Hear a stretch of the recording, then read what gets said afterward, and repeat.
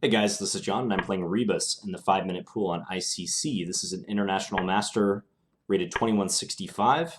Never played this player before, I don't believe. They are anonymous. Okay, let's play Queen C2 and just defend the C4 pawn. Simple line to play in Blitz. I like it. Consistent with my strategy lately of trying to play simply and refuse to overcomplicate things. Okay, I'll fianchetto as well.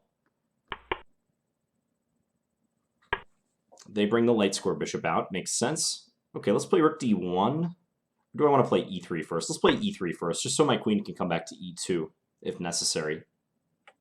I'm playing this kind of like you would a normal position in this line. I wonder if black's bishop on g7 versus e6, bishop e7, as this is usually played, will change much. We'll have to see if that's the case. Queen b6, so that could make it hard for me to develop this piece, but let's just continue as normal. I think black would like to try to arrange e5. Like, that's the move I would look at playing if I were black. Queen back to e2, perhaps. Yeah, let's do that. Pre-move this capture. So if they trade and then play e5, will I play bishop a3? Okay, maybe a moot point. Still, I kind of like the look of bishop a3, pinning them. Yeah, let's do that. And then, assuming rook f e8, maybe knight d2, trying to swap and also guide my knight to the c4 square. This could be a useful trade.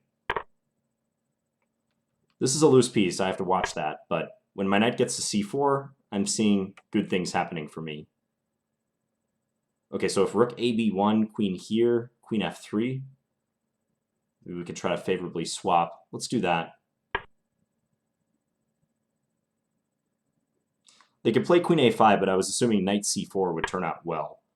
I think that's probably the case. Yeah, I think they're going to try to go b6 and prove that this bishop is out of play. So what is my counter to that? Queen f3, b6.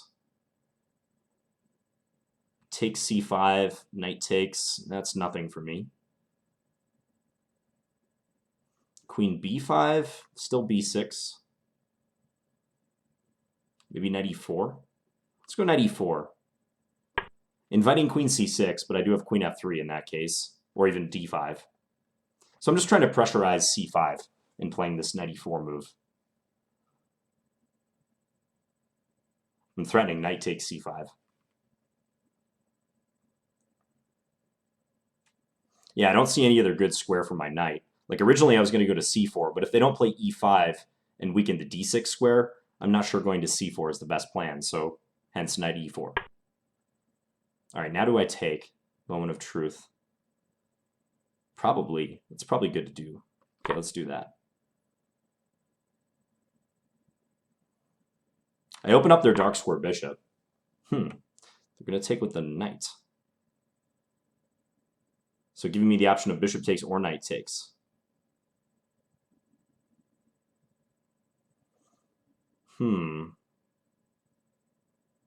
Okay, I'm going to do this. And then probably play queen b5 next move. I don't know. I don't know if this is leading to much, but I'm going to do it. They might be able to just play like rook a b8. And if queen takes c5, swap the queens and then take on c3. My king is a little bit closer to the action, though. Perhaps that could be something. Yeah, rook a b8. Keep it simple. Okay, I'll play this endgame if you want. And now bishop takes c3.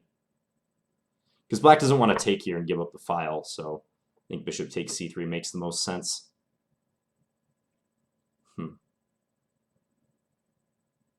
Thinking about f4, trying to gain a little space, or maybe king f3.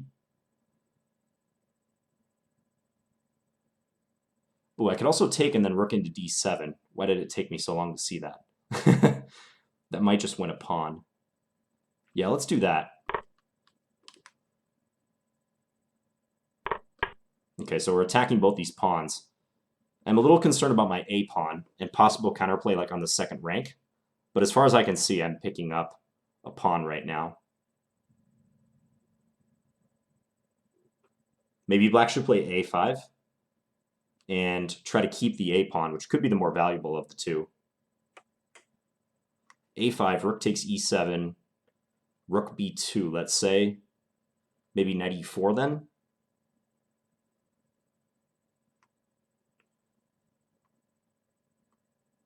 Difficult to say who's better. I mean, I suspect white because black is the one who's going to have to get the pawn back, but you never know. If I lose a2, then black's rook and bishop supporting their a pawn could win the game for them, but we're a ways away from that happening.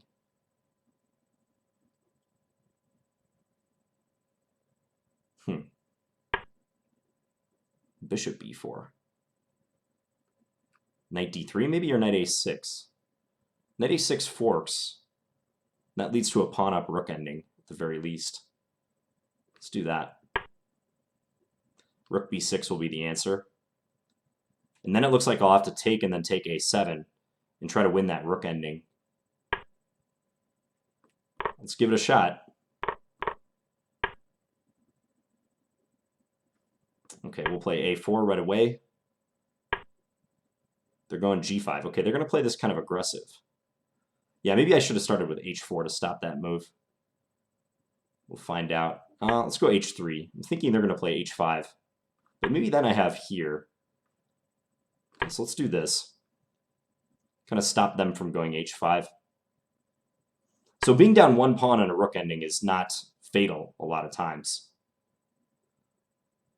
This is going to be tough to win. Do I want to shift my rook over or leave it on a7? Because I could play rook c7, rook c4 right now.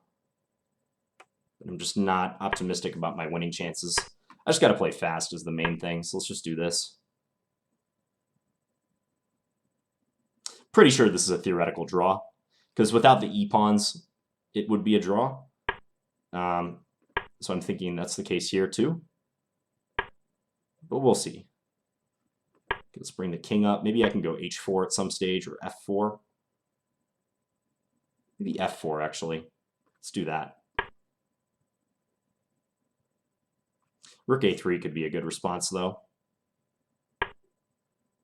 Yeah, because now I have to weaken my structure a little bit. If take, I have to take with the king. Maybe black does not even want to take, but let's see, they do. Check.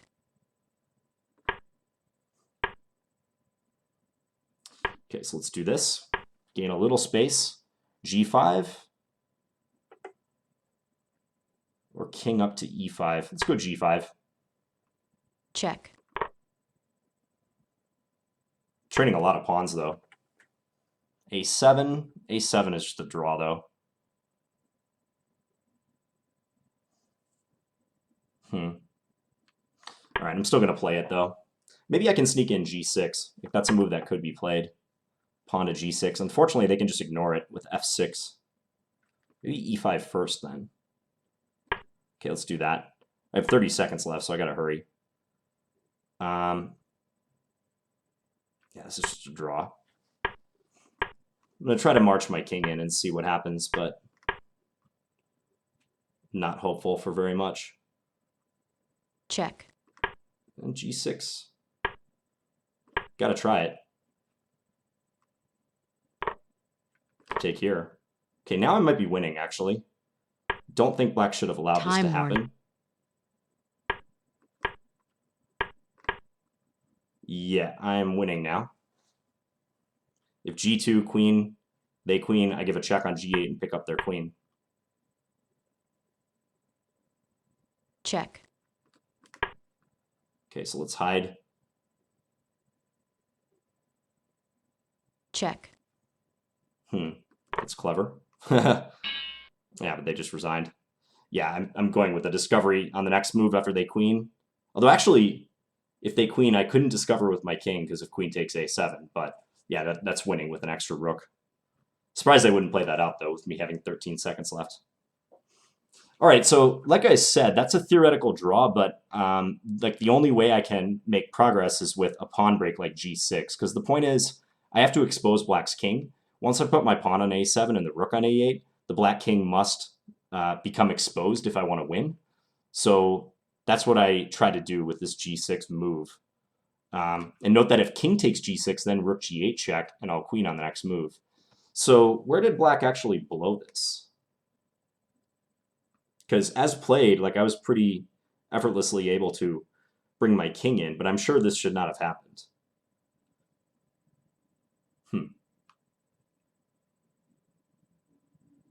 Maybe they should have stopped me from playing pawn e5. Because with the pawn on e5, it always means like if later g6 and they play f6, I can take the pawn and further expose their king.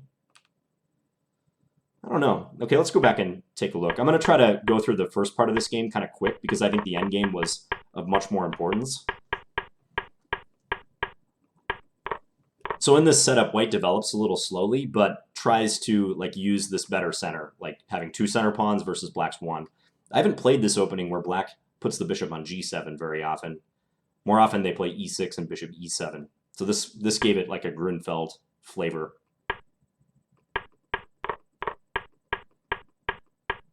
So b6, and we end up in an endgame where I win a pawn. Let's start the engine right about here. So I played rook takes b8, rook takes b8, rook d7. It's important to think concretely versus just letting your intuition take over at all times. Because, like right here, I mean, it doesn't look like there's a whole lot going on, but in finding this one tactic, like rook takes b8, rook takes b8, rook d7, that set the tone for the rest of the endgame. Like then black loses a pawn, and I'm the one who's pushing for the rest of the game. So at first I looked at this and thought like, well, there's like a standoff on the b file. Maybe I should just play some move like king f3 and just get closer. But if I was thinking too intuitively, I would have missed rook takes b8 and rook d7. I have a feeling they missed knight a6. I think they played bishop b4, not realizing that knight a6 could be played, forking these 2 pieces. So the line I was kind of worried about was like a5, rook takes e7, and then something like this. But yeah, tactically speaking, this may not work out for black. That's a nice move, knight a4. And if rook c2, trying to defend the bishop, then rook here, and I pin and win. So black played this move instead. But even though I'm a clear pawn ahead, as I said, I think this endgame should be a draw. e6. Yeah, and I mentioned that maybe I should have played h4 because black playing g5 was actually kind of pesky. A lot of times it's beneficial for one or both sides to set up a structure with the pawn on h4 or h5, depending upon which color you are. Yeah, like this g5 move that black did has some nice virtues to it, like making h4 harder for me and also exchanging a pawn if I play f4. So here I played h3. Thought maybe they would play h5 and try to stop me from playing g4, but that does give me the option of rook a5, so perhaps good that they didn't do that. And then if f6, maybe rook back to a7, and I can trap the black king on the back rank. Okay, so we kind of continued along here. So I could spend an entire hour discussing like this endgame and the implications of having an extra rook pawn. My students will know I like this type of endgame, and I do a lot of work in my lessons on endgames with one extra pawn for one side, rook endgames specifically, and often we'll use the rook pawn as the extra pawn because that's like the extreme case. If it was a b or a c pawn, you can assume that the drawing chances will increase for black as they get closer to the king side.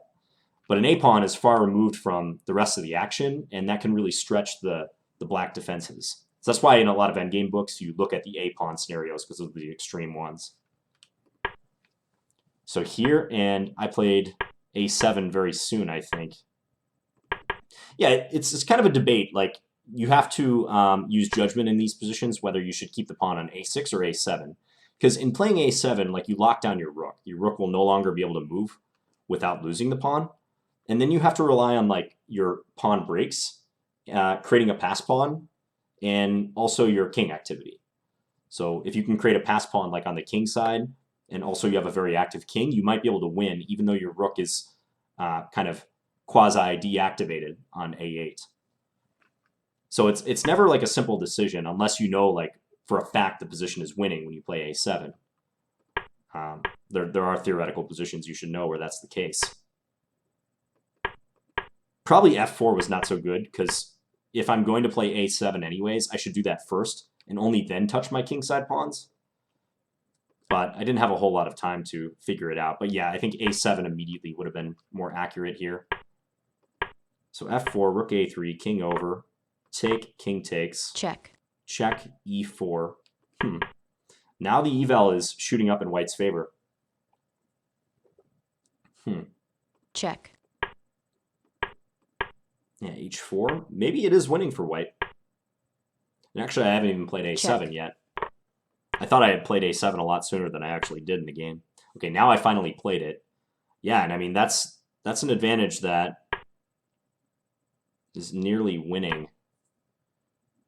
The hard part with these endings is a lot of times it's beyond the engine's horizon. I've ran into a lot of these rook endings where the engine just doesn't know what's going on. In fact, I had a standard game like that with a similar type of endgame. Me having an extra pawn blocked by my rook. Actually, I think in that game I had 2 extra pawns. It was still tough to win.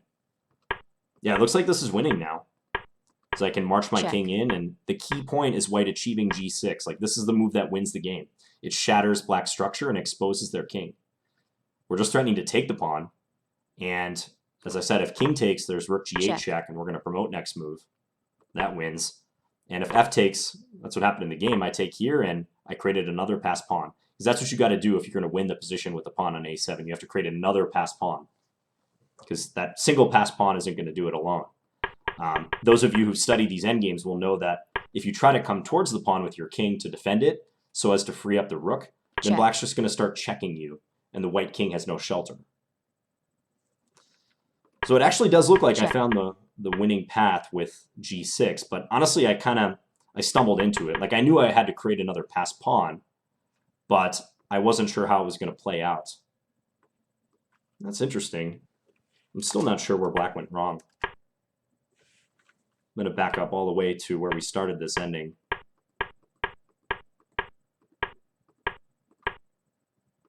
I still feel like black should be drawing here. So king f6 is better, but does that really make much of a difference? King f6 versus king h7? I feel it shouldn't. Maybe this move is faulty. In the game, I also thought this was good for black, taking here and forcing me to take with the king, because that isolates this pawn, but maybe that's just the wrong call. What if they play something like rook a4, let's say, and then a7? Like, now all of black's pawns are together, so are mine, but it seems like it would be harder to create a pass pawn out of this. I don't know, though. Maybe I could, at some point, take, king g3, play h4, and try to get a structure similar to the game in an eventual g6. It's very tough to say. Let's just say black waits with this move. F takes g5, h takes g5. I'm just following the engine recommendation. e4, rook a3 check, and now we're down to something black can draw. So king e2 is better. Just, yeah. Because you don't want to, like, trade your pawns or do anything with your pawns unnecessarily early in these endings. That's why I think my f4 move earlier was kind of faulty, right on move 36. So it makes sense to maneuver with the king, because white has full maneuverability with the king now that the pawn is on a7. Like, black can never do something like, you know, randomly go grab, like, the e3 pawn, because white's rook just moves and white's going to promote next move. So you have, like, full maneuverability with the white king. It's just a question of whether that wins or not. Let's just do something like this. White can march the king around, and eventually the king will get out. But, yeah, I think this is probably a draw. I'm going to wrap this video up in a second, but my preliminary feeling is that g takes f4, despite looking correct to try to break up white's pawn structure, is actually bad for black and might be losing, because I don't see how to stop what happened in the game. Counterintuitive. Rook endings are so deep, guys. As I've said before, if you want to get better at chess, study rook endgames. Study endgames in general, but especially rook endgames. There's a reason why rook endgame knowledge is kind of the gold standard for the entirety of endgame knowledge. If you can play rook endings well, you can probably play a lot of endings well. So, okay, good one against Rebus. Hope you guys enjoyed it, and I'll be back again soon with another video. Talk to you guys later. Bye.